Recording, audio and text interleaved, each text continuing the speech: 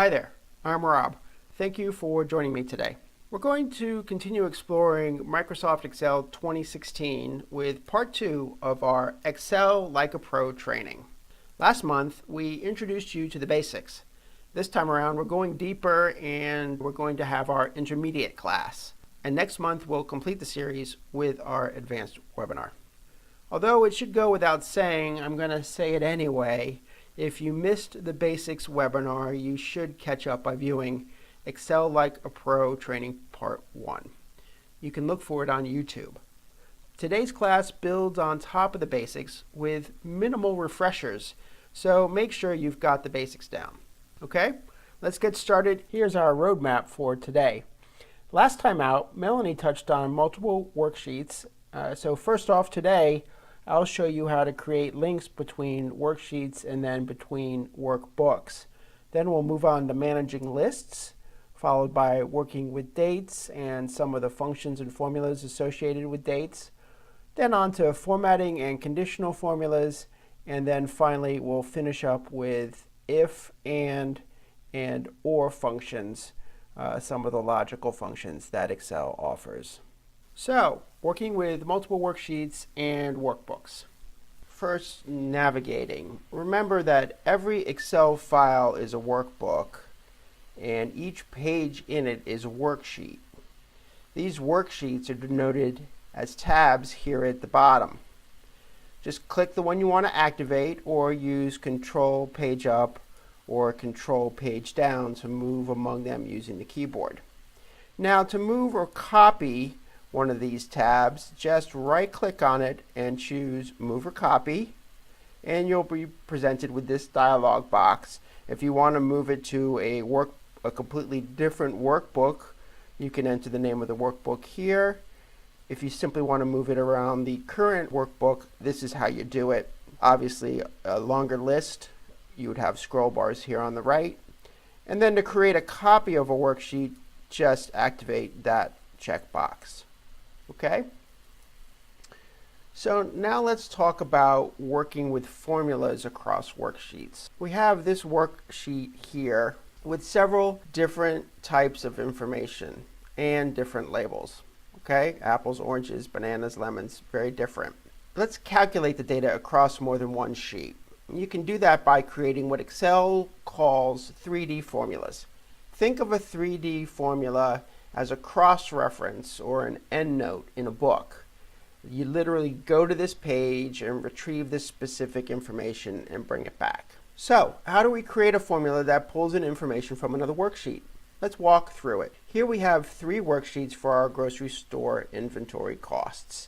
In addition to seeing our fruit costs broken down, we'd like to see at a glance what the bakery and meat department costs are. Okay? Let's get rid of this this worksheet we accidentally created. And we have fruit, and we're going to have the bakery pull into right here. So the way you do that is you hit the equal sign to start a formula, and we're going to bring in a sum. And then you click the left parentheses. Navigate to the bakery tab. Click on the cell we want, in this case B7. And all you need to do at this point is hit enter. We go back to the fruit worksheet, and you can see bakery has been filled in. Now let's do it again, but this time we don't want the full range of the meats. We just want a couple of the meats. So again, equal sum, left paren, click the meats tab, and this time we want chicken. And we're going to hold down the control key and choose fish. Both are selected. We hit enter. And now we just have those 2 categories brought into the meats tab. Very easy. Let's look at the syntax for a moment up here in the function bar. You can see here that the name of the sheet is literally brought in, and then an exclamation point is added to the end of it. And then, of course, the cell reference. Later, when we look at workbooks, you'll see that there's a specific syntax for them as well. Okay, so that's a look at using 3D formulas to link together worksheets. And it's a great method to build summary or master worksheets that bring data together in one place. It's also the method you'll have to use if the labels and data types are different from worksheet to worksheet. Like in our case, where we have different fruit categories and we have different breads and bakery items and different meats, okay? So you definitely want to be using 3D formulas for worksheets such as these. But let's look at another method for linking worksheets, and in this case, we've been very organized in setting up our data, meaning our labels and data ranges don't change from worksheet to worksheet. And we want to bring the data together without typing in 3D formulas. In that case, we can use an Excel tool called Consolidate Data. Let's say that you have a sales team and a weekly report of each rep's sales. You have a sheet for each week, week 1, week 2, week 3, and week 4, and you'd like to total that data into a monthly report. There are 2 ways to consolidate this data, by position or by category. Let's spend a few moments on the definitions of both of these. First, consolidation by position.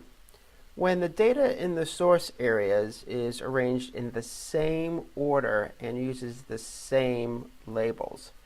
Use this method to consolidate data from a series of worksheets, such as departmental budget worksheets that have been created from the same template.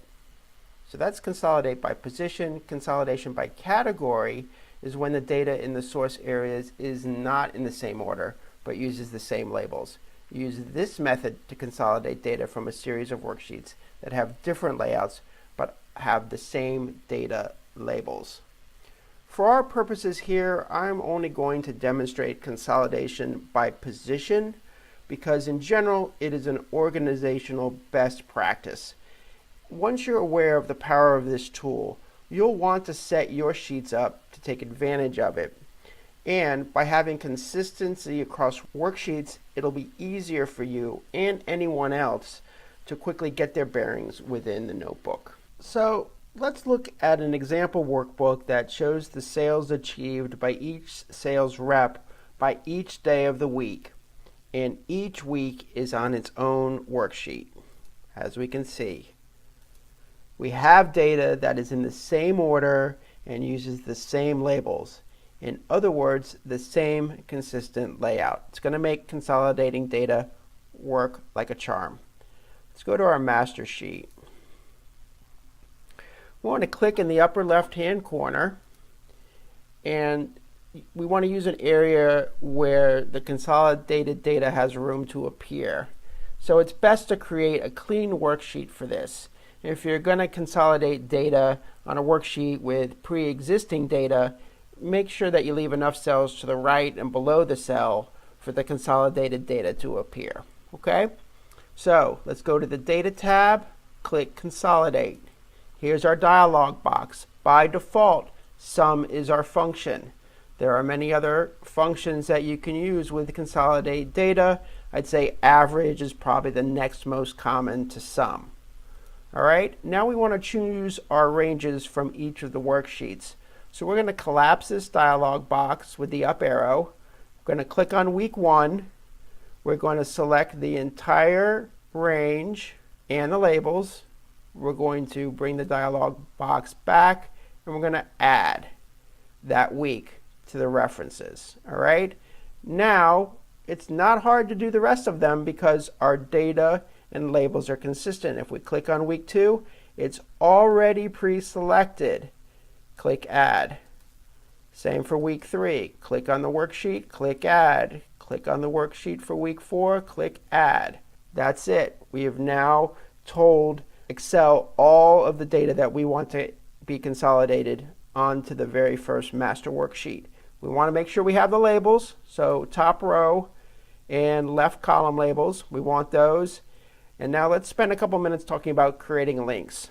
We need to choose from automatic or manual updates. Clicking here is what makes it automatic.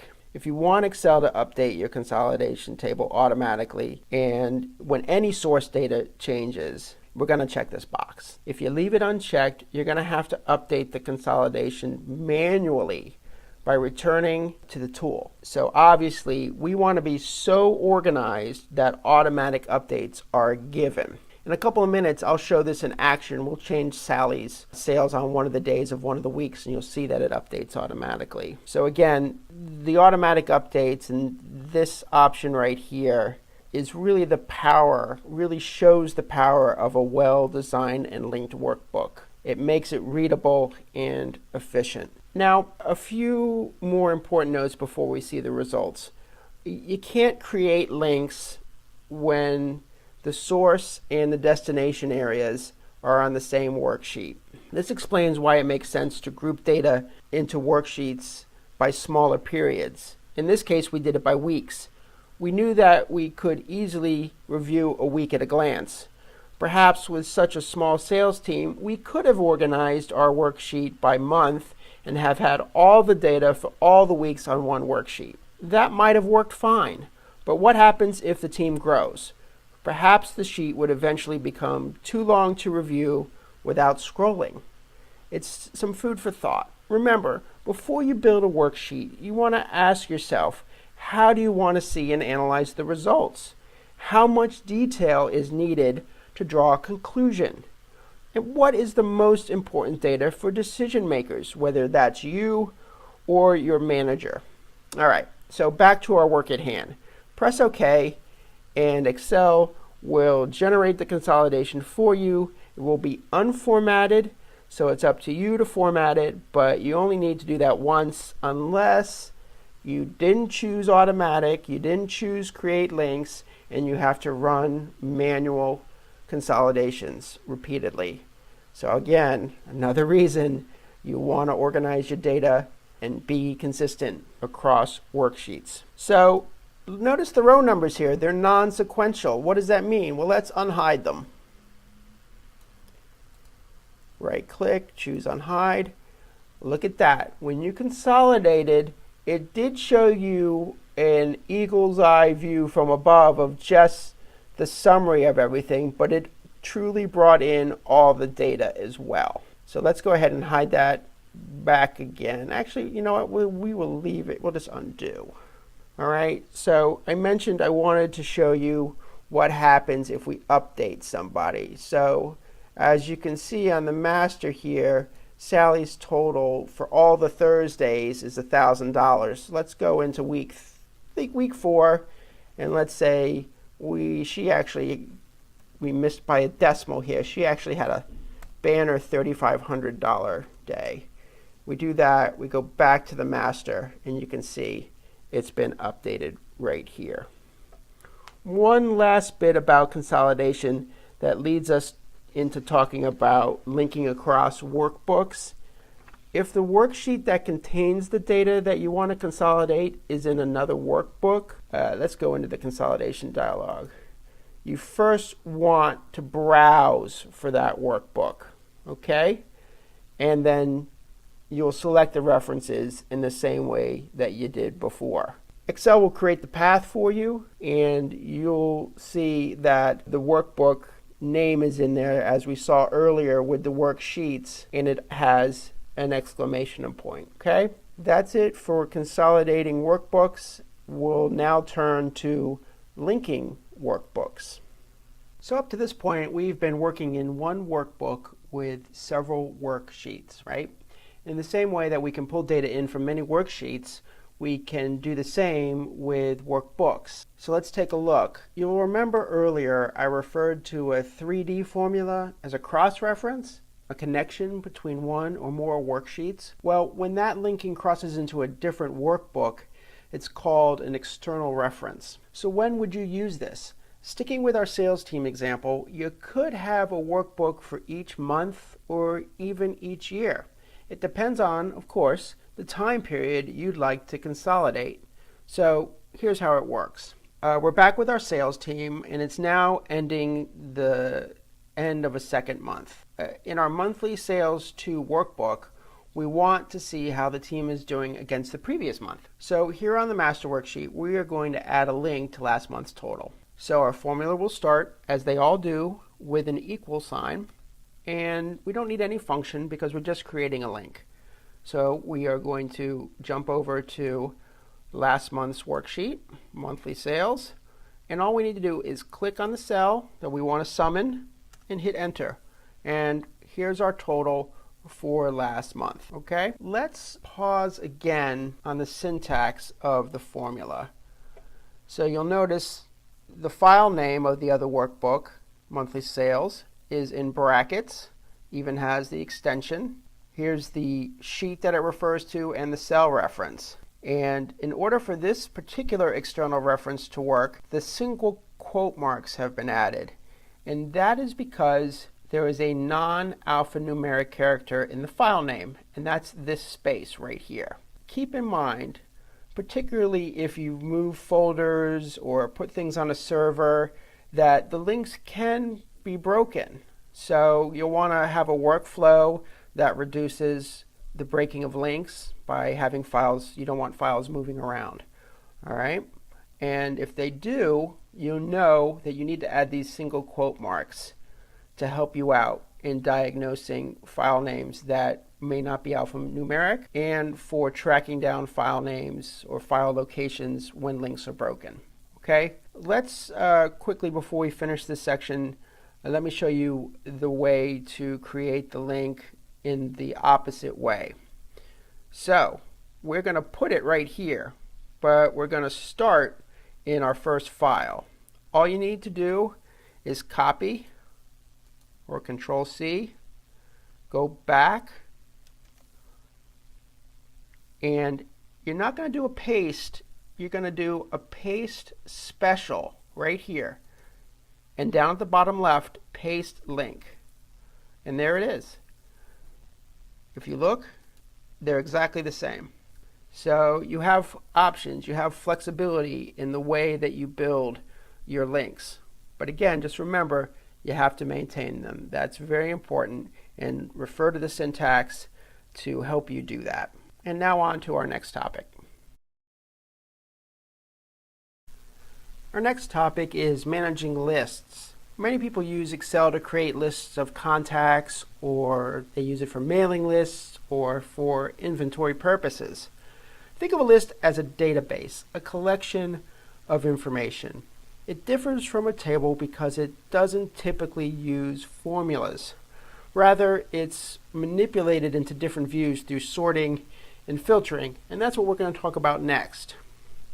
So here, what you see is an example list. It's a list of all the National League Cy Young Award winners since 1967. And because lists are meant to be sorted or filtered, we can look at the data in different ways. So it's really important that lists have column headings, as you can see up here in row 1. It's very important that there are no empty rows anywhere in the list as we go down, as you can see. So let's talk about simple sorting. Right now, this list is organized by year from 67 up until 2017. Let's say instead that we want to see it ordered by who had the most wins among everyone in this list. What we do is we click the column header for wins, and then we go over here and choose sort and filter, and we are going to sort from highest to lowest. More wins is better. Again, this is called a simple sort, and you can see here that it runs from 27 all the way down to 2. And it's no longer organized by year, and obviously it rearranged all the data and kept each row as its own self. So let's do something a little bit more complex and sort by multiple columns. You see this cluster of pictures with 24 wins? They're really sorted by random. In fact, they're still in order by year, and that doesn't really tell us anything.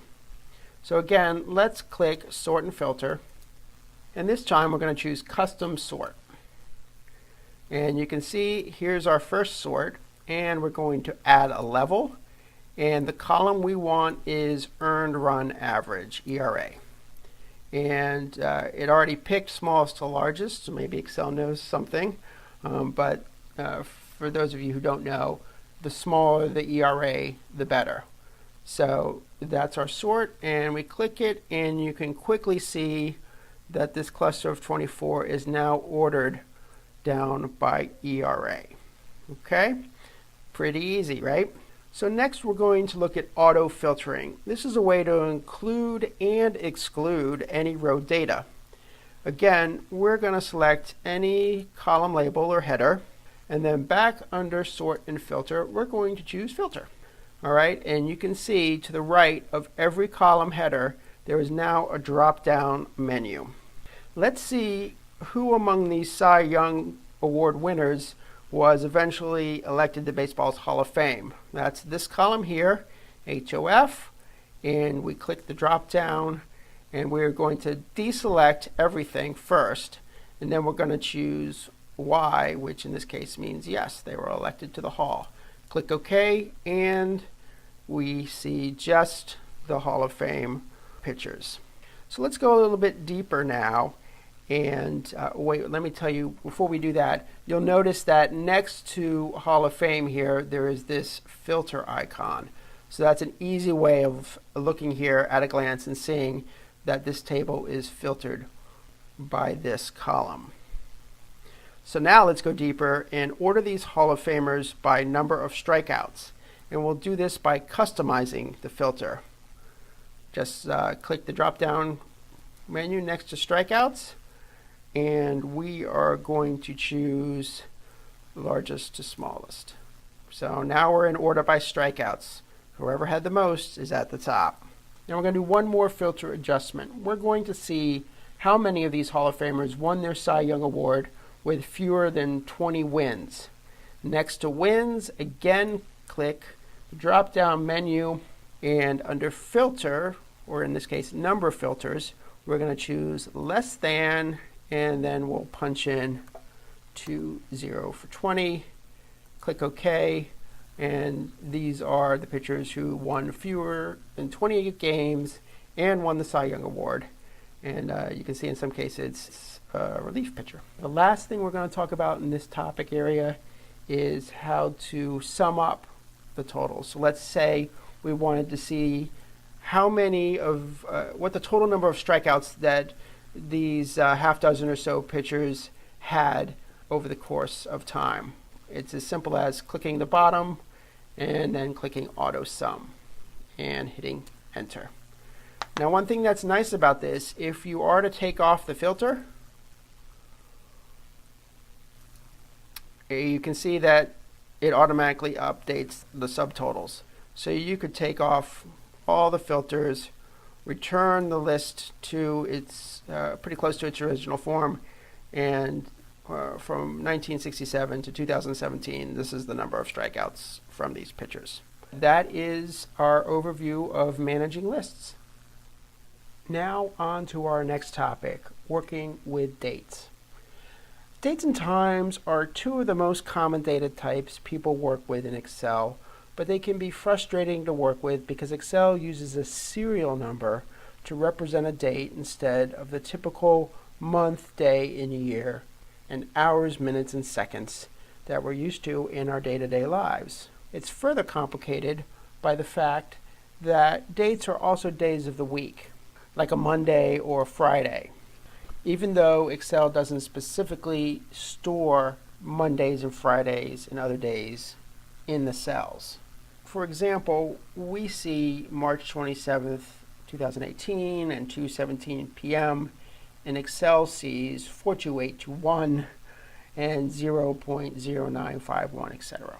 Obviously, serial numbers are not intuitive to use, but fortunately, Excel has a set of functions to make it easier to find and use dates and times.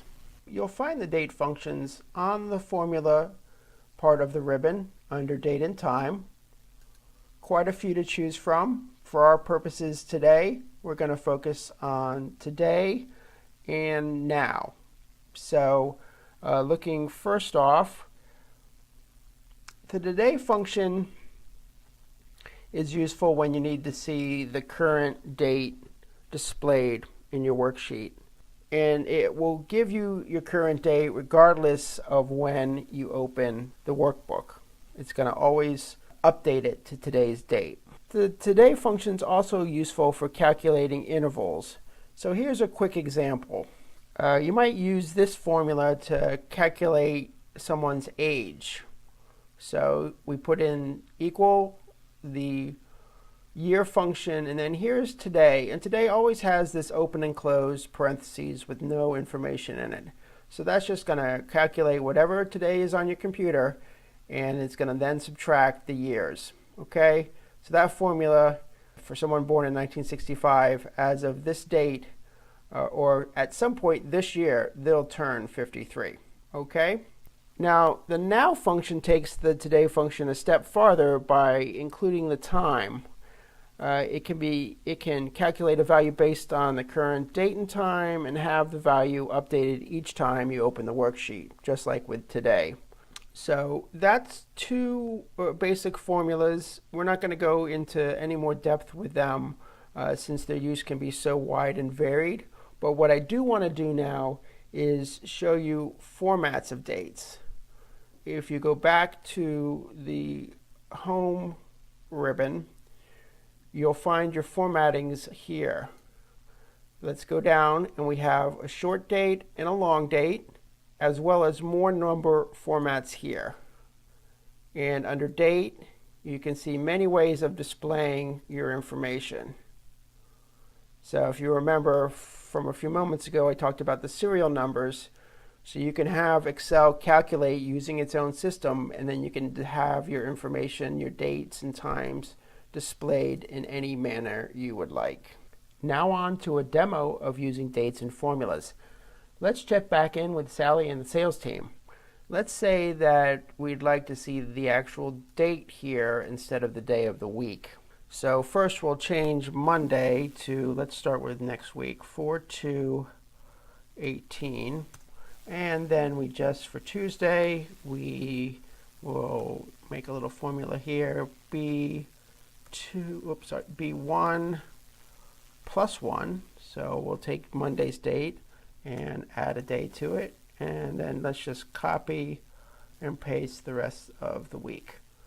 And then we can copy the entire set of labels, go to week 2, copy, paste, and we're going to do 4/9/18, and that'll do the rest. So really easy to go and populate your worksheet with the date of each day rather than the day of the week.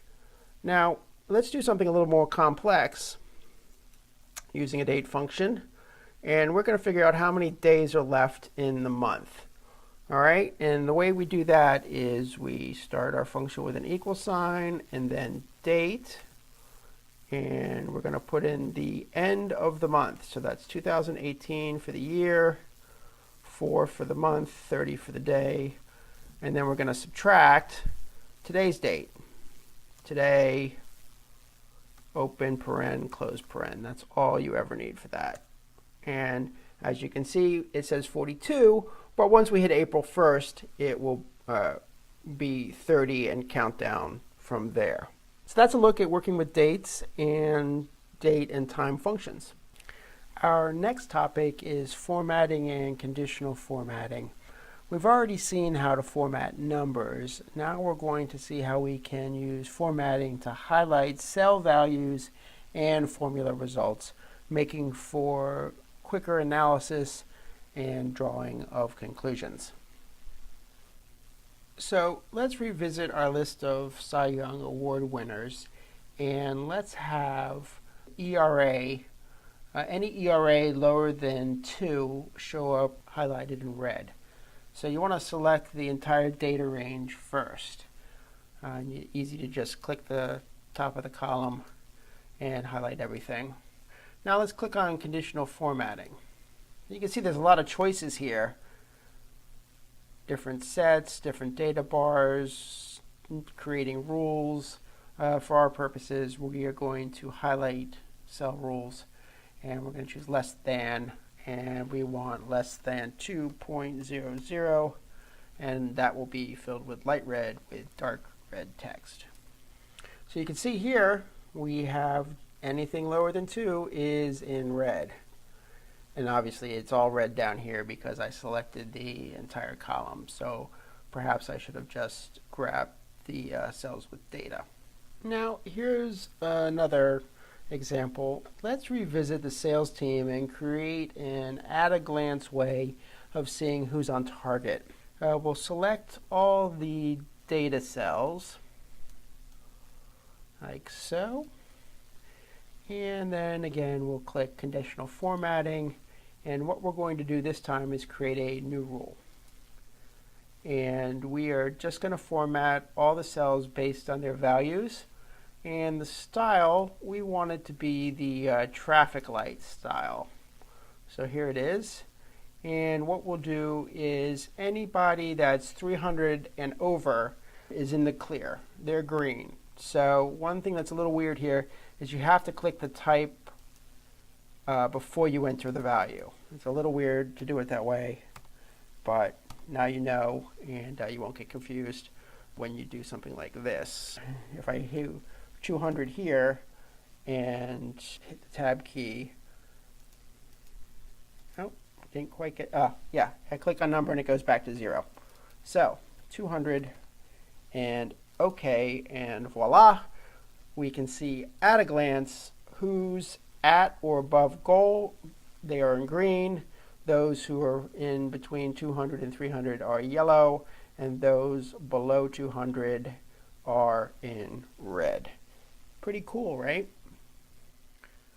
Now let's use a formula to set the conditional formatting. Let's highlight the entire range once again. And conditional formatting, we're going to again choose a new rule, and this time we're going to use a formula to determine which cells to format. Okay?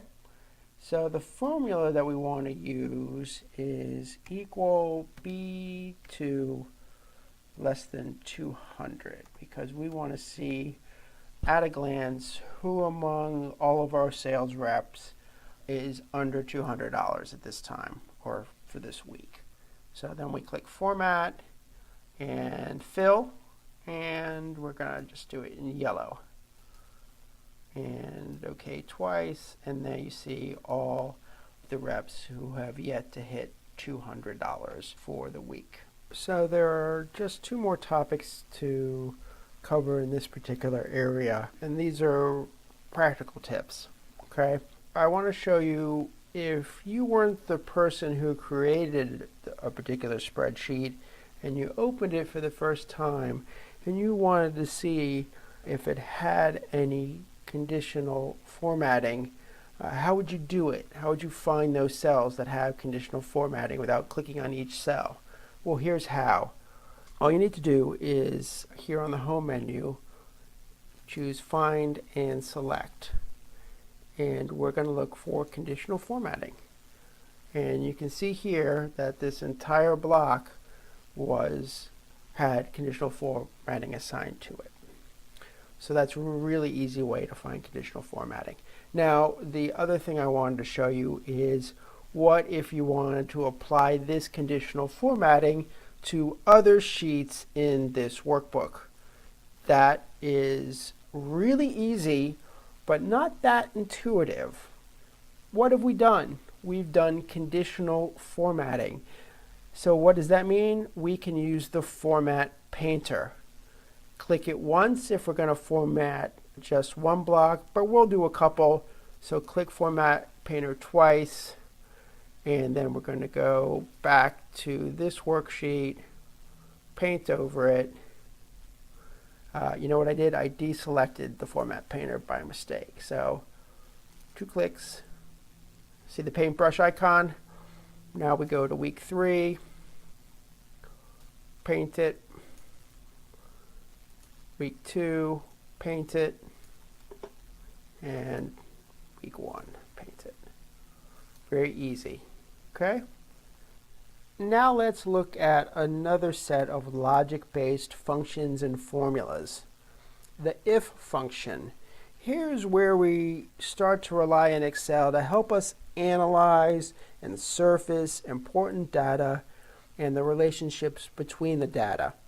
In the same way that conditional formatting helps us see when certain conditions are true, the if functions and related formulas reveal when certain criteria are met. when certain things are in fact true. We can also stack multiple criterios or scenarios into one formula, bringing a lot of power to the if function. Anyway, let's pause for a second and look at how Excel explains the if function, because the language of this function can take a little while to fully understand. So the if function defined. The if function checks whether a condition is met, and it returns one value if that condition is true and another value if it's false. So looking at the syntax here, the logical test is any value or expression. So does cell B2 equal 200? If the value is true, then perhaps we display the word yes in a cell to the right of B2. And if it is false, then we say no to the right of B2. So let's build a formula looking at each part of this as we go. Back again with our sales team. It's nearing the end of the month, and we've introduced a couple of sales bonus opportunities. The first is a sales goal of $800 for each rep. In our spreadsheet, we want a simple yes or no to appear in this column here. Okay? So here's the formula. The logical test value is going to use the amount in the difference column, right? Column I. Because any difference greater than 0 means the rep has exceeded the goal of 800. So let's start with that. Equal if I2 is greater than 0, comma, what we wanted to do if the value is true is answer the question yes, and then if it's false, no. Whoops, we need the parentheses.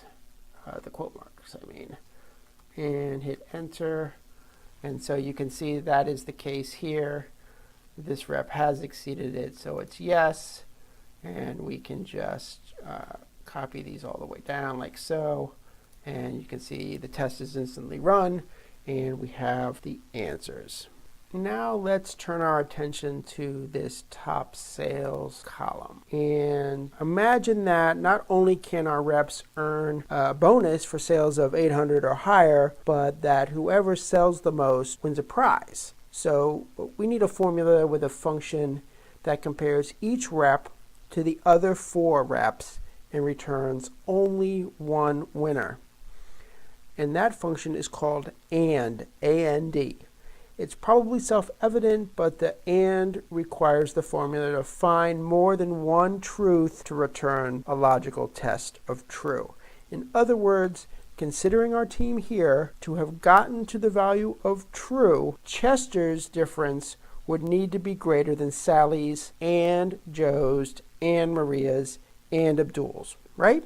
So this is how that formula is written. We already know that Chester's our winner, so as not to make things anticlimactic, we'll go ahead and build our first formula around him. So bear with me because we got to type a little bit. So the formula is if and then we're going to say, again, we're using the difference column. I5 for Chester is greater than Sally's. I2 is greater than Joe's. I3 is greater than Maria's. I5 is greater than I4. And I5 is greater than I6. We close it, comma, and we're going to just have it say winner, and then nothing if that's not the case, and then close it. Hit return, and we can see that Chester is our winner. Now I've pre-filled this with another column of the same formulas. Let's unhide that. So here's top sales, and you can see that it's the winner, but as you can see, while I can copy and paste this first formula to each of these, we then need to go in and hand edit each one. So all of these will start with I2 and have all the rest of 3, 4, 5, and 6 this will be I3 and have I2 and I4, 5, and 6, etc. down the row. So that is how we do function within an if-based formula. Now there is one more common function that is also a companion function to the if function, and that is the or function. So let's imagine that there is a third and admittedly dire circumstance that could occur to one or more of our sales reps. Whoever does not make the sales goal or does not sell at least 3 premium upgrades is going to get fired. We'll call this the Glenn Gary, Glenn Ross situation for those who have seen the movie. In other words, even if a rep misses the sales goal of $800, they can still be safe if they sell at least 3 upgrades, okay? 3 premium upgrades. So here's how that formula is written. Just like we saw with the AND function, we will nest the OR right after our IF function. So let's start up here. In M2, we'll hit equal if, and then or, if or, let's move my mouse a little bit so you can see better. And we're going to say if I2, again using the difference column, I2 is greater than, and let's do equal to 0 because technically 0 means they met the goal, equal to 0, and then comma, or L2 is greater than 2. Close that, and comma. We're going to do safe if our expression is true, and we're going to do fired if it is false. Paren, but Excel took care of that for us automatically, and then we'll just copy this down and see what the results are. No need to change or edit the formula. Okay, so let's check it here. Maria, she came up short by $100 on the sales goal, and she only sold 1 premium. So unfortunately, Maria is not going to be continuing with us because she didn't make the incentives. So, believe it or not, that brings us to the end of part 2 of Excel Like a Pro. Our intermediate class is now complete. We will have a third, part 3, coming up in April. The date is to be announced, and that will be our advanced Excel Like a Pro class. Thanks so much for joining me, and take care.